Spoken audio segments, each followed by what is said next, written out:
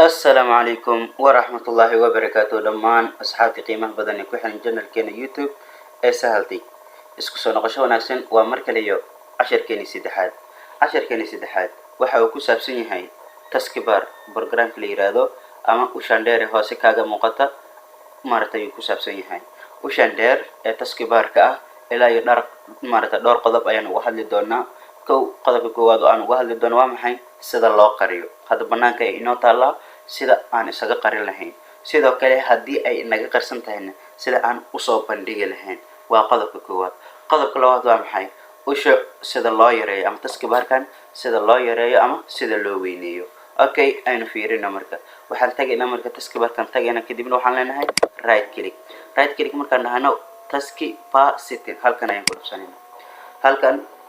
marka aan ku dhufano waa kale marka meesha ay ku qoran tahay automatically hide the taskbar in the desktop waa maxay si automatic u qari taskibarka oo dul saaran desktopka meeshan oo afta ah ayaan waxaan ka dhigaynaa on hoose fiiri marka way noo qarsantay hadii sida ay ka tahayna meeshan on ta ah ayaad waxaad ka dhigaysaa off taskibarka uu ku soo muuqday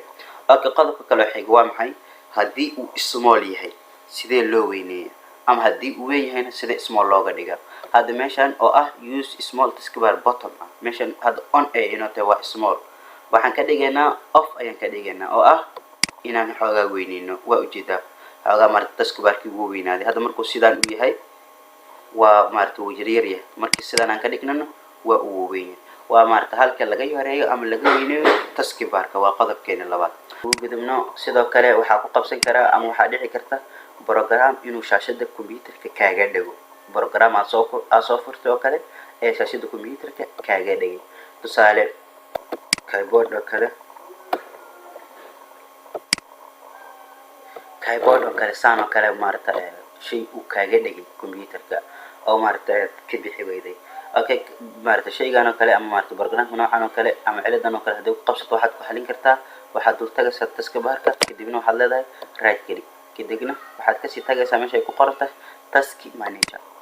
task manager markaad ka dul tagto kan dhinaca noo leexin programkan hoose inoo kan si aan u aragno task manager okay hadda waa maarta task manager programka laakiin waxa qasab ah inuu shaashada saariyo ku dhagan yahay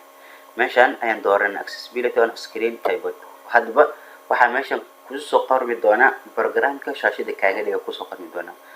isaga click markaad dhahdo end task ay leedahay kadibna uu ka qaadmaya waa ka end task kadibna uu ka qaadmaya okay tusaale aan tijaabino programka aan tijaabino PC go kale san computer ku kaaga dhigay okay halkan ayaan tagaynaa oo ah maarta taskibarka right click aan leenahay okay taskibarkan waan iska weyneynay right click aan leenahay kadibna task manager markaan dhahno hadda wax maarta kiya inoo saarno meeshan there's no run up waxa inoo saarno meeshan inoo soo fur kadibna waa ka window explorer halkan aan dooranay window explorer laakiin PC ayaan dooranaynaa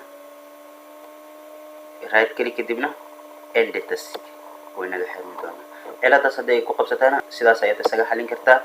waxa halkaas inooga casharkeeni saddexaad sidaa iyo nabadgelyo wassalaamu calaykum waraxmatullaahi wabarakaatuh